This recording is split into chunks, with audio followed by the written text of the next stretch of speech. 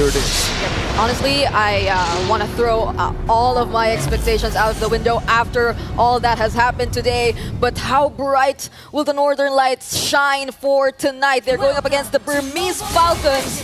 And we're down to the last 3 series for the first round of the Swiss stage. Let's see what happens between Aurora mlbb and FCON Esports. We're gonna get straight into this jungle matchup. The Bane is something we actually haven't seen as well.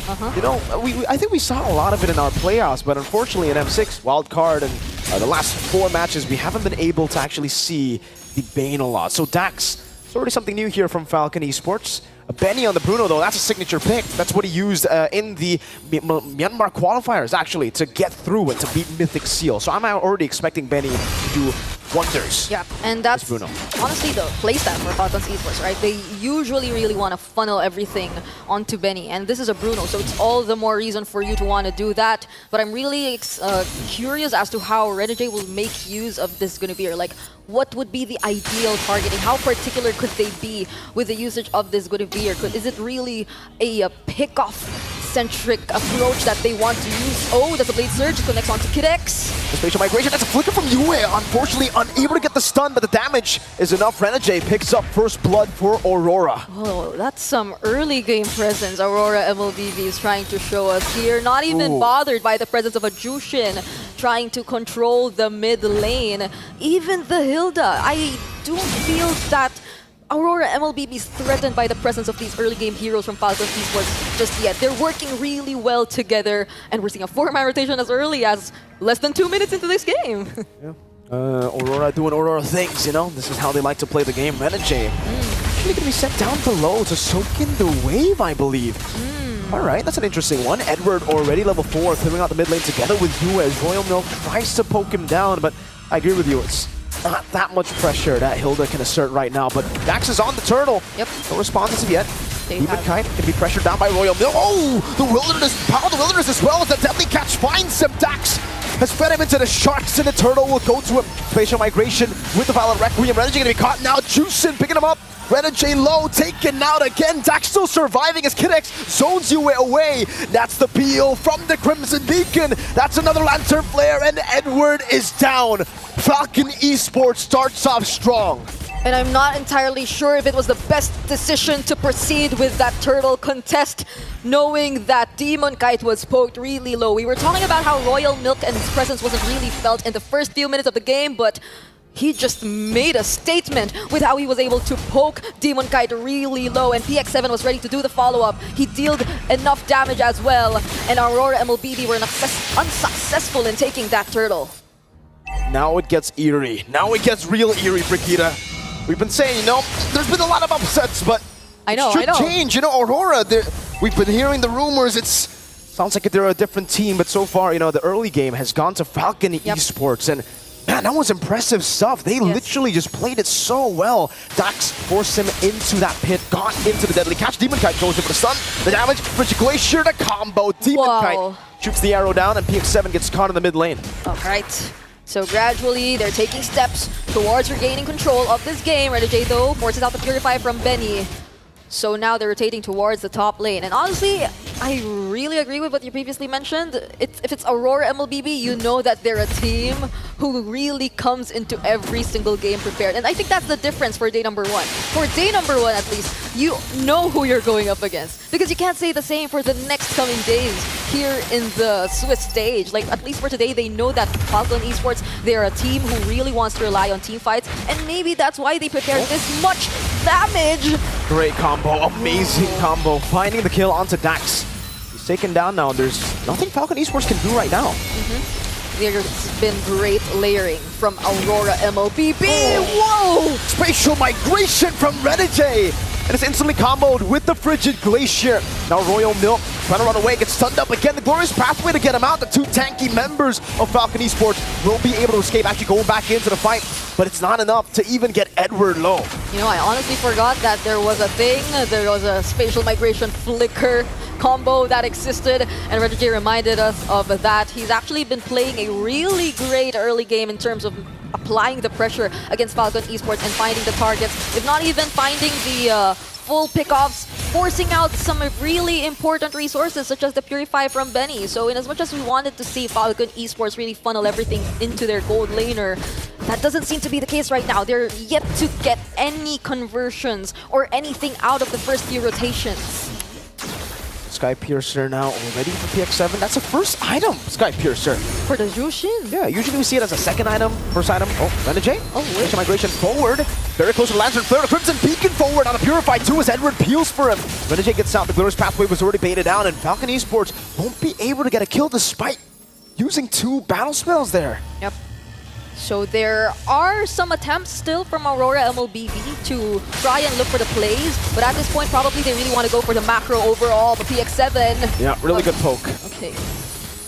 Alright. They want to go for the turrets at this point, but how could you do that? Look at where Royal Milk is actually. He already cleared out the waves from the topmost portion of Aurora mlbb, and he also finds demonkite in the mid lane. So we're seeing some really interesting rotations here from both Falcon Esports and Aurora mlbb. Yeah, good damage, renejay. The Bush not gonna go for the spatial migration, knows that Aurora, the rest of them, wants to just recall. And now it becomes a game of chess, really. How do you set up for the next neutral objective? It's all about setup here. Aurora have ways to, when they click, when they pull the trigger, it is an all-in, by the way, right? It's a combo that they need to commit to. So for Falcon Esports, it's all about how they can disengage from that combo, if they can. Yeah, and I'm honestly wondering about where actually is the global presence just yet? Like, where's the macro control from Aurora mlbb? Because Falcon Esports, they seem to be looking for the ways to deal with that, but now that as soon as I bring it up, Domeng responds with a tier 1 turret into the hands of Aurora mlbb, but demonkite though, Royal Milk, here he goes again, trying to pressure the jungler of Aurora mlbb. Well played to Falcon Esports, staying decisive, knowing that Domeng wants to go into the weak side to play for the push. Now he'll recall, he'll pull some of the resources there. Oh, that was great from Domeng, taking the Spear of Destruction. PX7 escaping away from the spatial migration as Royal Milk is tanking a whole lot of damage, but the Frigid Glacier will lock him down with the AOG. Now, they go back in. Beni is in the midst of it all. Pops in a Purify. Now kiting back as well. demonkite walking up and gets shut down. Beni is kiting away on the Bruno. And that's a double kill for him. Domeng making quick work of the turret in the mid lane. Will be able to get away. Now Spear of Misery to disengage. The sustain was there for Beni. And honestly, the Soul Silver, the damage wasn't enough just yet. He wasn't really able to take out Beni, even though he really went for the chase. So now Falcon Esports, they're also able to look for the turrets for themselves. Oh! And that's some insane damage from the Crab Claw Cannon. I think it was also the exact same skill which took out one of the members of Aurora mlbb earlier in that previous clash. Oh, that was a massive AoE for sure. On top of that, the gold crab as well over towards daxx. What does he have in his item build, man? It's a Warax and a Brute Force Breastplate. It's not even like pure damage and he's doing that much. The Crab Claw Cannon, man. Something you have to definitely respect. Yeah, get to see the items here as well. Haasclaw's Berserker's Fury. So already Power Spike, building towards the Malefic Gun. Already has the Fury Hammer. So okay, pretty fast for Mr. Beni. Honestly, I think when they really go for the team fights, a lot of their skills really complement each other well. Like the worldy, the amount of defense that goes down for Aurora mlbb during the team fights. Even Royal Milk, whenever he just goes in and looks for the targets and tries to go for some stats. So it might be a question for Aurora mlbb, especially if they're consistently unsuccessful in trying to take those slow pickoffs or those single targets from Falcon Esports for a moment, because we're seeing Falcon Esports really take advantage of the team fight so far. Not unless Aurora mlbb are able to layer their skills really well, because there were moments we've seen like really great layering. The Avatar of the Guardian and the Frigid Glacier, but Falcon Esports, they can just play around so much with their lineup. And now the Lord, who will get the Lord? Oh, it's Domeng with a Spear of Destruction all the way from top lane. Now demonkite running away. Beni getting the kill onto Edward. renejay going to be stunned up as Domeng takes the tier 2. How did he do that? How did he snipe it from downtown? Falcon though, they got a big win in the team fight. It's a 3-4-0. Only the Lord to Aurora. It really seems like my macro is the plan for Aurora mlbb. Falcon Esports, they're going for the micro though. It's the complete opposite that we're seeing from their side. But Aurora mlbb, they're fortunate enough to get that Lord using the Spear of Destruction. What a well-timed Spear of Destruction. I mean, I couldn't even recall if they had enough vision or information regarding the Lord at the time, or it was just randomly thrown out there by Domeng. Let's check it out here in the instant replay. I think they had some sort of idea. Edward was close enough to that Lord. Oh Domeng my goodness. timed it so well. Both of the junglers went for the prediction, right? They both of them just went in. So demonkite tapped it, daxx tapped it. It was a gamble at that point, and Domeng won the gamble. The guy with, I mean, that was what are the odds on that, man? Domeng shot it from so far, and the damage definitely doesn't, compare to the retribution, yet he got it. Yep. This man, now with the Lord, it's only the first Lord, so Falcon should still be able to defend this one. kidx can be taunted up, the combo there as well. They're not going to commit fully onto that. The Holy Defense will be procced as well. And it will be Edward taken low. Great spatial migration onto BX7. The Spear of Destruction to the backline as BX7 goes into the Crimson Beacon, and Royal Milk baits out the Frigid Glacier. No more fights. But PX7, he was so careful. He didn't use the Purify at that moment. Not while he knew that he had all of his teammates around him and that the other damage dealers from Aurora mlbb weren't as close. So renejay, he's been doing a great job in finding these targets, but then FCON Esports, with this much pressure with their front lines, they're able to actually separate the members of Aurora mlbb really well. Like, they're trying to disrupt so much of their positioning, which I don't even know if Aurora mlbb wants to take on the team fights at this point. They've been working for the macro for the first few minutes, but could it be time that we see them actually engage in a 5v5 team fight? I mean, Domeng is also here, but we're still 40 seconds away from the next Lord, and they seem really careful about the succeeding decisions that they're about to make. So now it's a battle of scale, right? It's a scaling battle. So if we take a look at the item builds again, the Melfi gun's done. FCON Esports have that power spike, and we know the Bruno. Yep. Well, this has been pretty good, man, that Bruno. 300 power spike though for Domeng too, so should be all right from Domeng. He should actually be the one for Aurora to actually, he's the X factor at this point, right? He's the main carry. Aurora, they need to utilize Domeng, and Domeng really needs to pop off here in the team fights, but also in the split pushes. Yeah, he also has the Wind of Nature ready, just in case FCON Esports finds a way to deal with him. But they're setting up for this upcoming Lord. They know where the members of FCON Esports are coming from, but they're gradually making their way to the Lord pit. Who will be able to get this time? Spatial migration already used up earlier. Revival as well. SOD did not connect now. BX7 gets the kill in the backline. kidx is zoning them away. daxx wins the retry battle. Beni's going crazy. Domeng able to escape. Beni frozen. But that's just Beni ice cold on the Bruno. And Edward wasn't even able to cast his Avatar of the Guardian. Now it's FCON Esports just making their way to Aurora mlbb and their base. They take down the mid lane inhibitor turret, and that's without the Lord. They still have the Lord. It's about to spawn, and Aurora mlbb, they have to defend. What? Ladies and gentlemen, welcome to the Swiss stage of the M6 World Championships.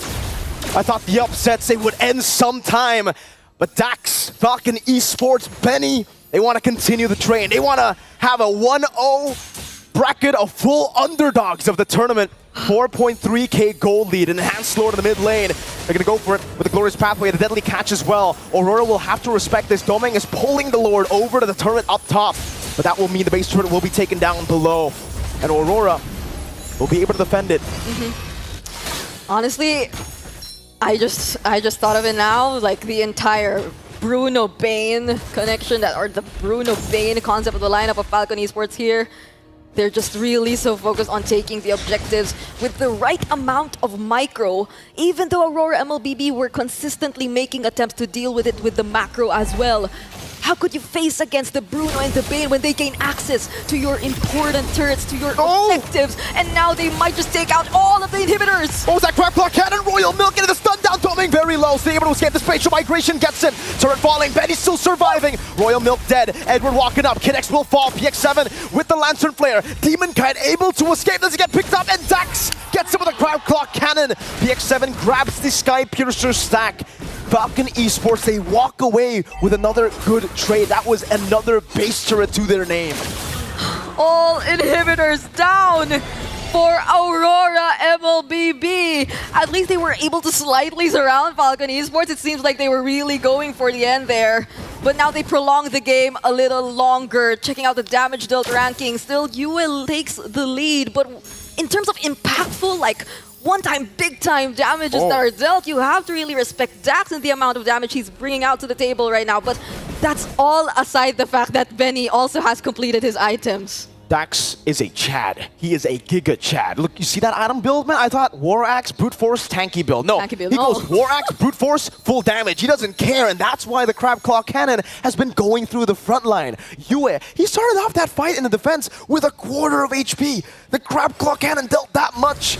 And now Falcon are just pressuring them, not letting them breathe. Domeng is caught off. Oh, good dodge from Royal Milk there for the SOD, but they won't be able to push forward anyways here. The Lord will be spawning in the bottom lane, and Falcon have 3 base turrets down, so they're going to have super minions pushing and shoving towards Aurora at every given moment. Yep. How would Aurora mlbb deal with all this pressure?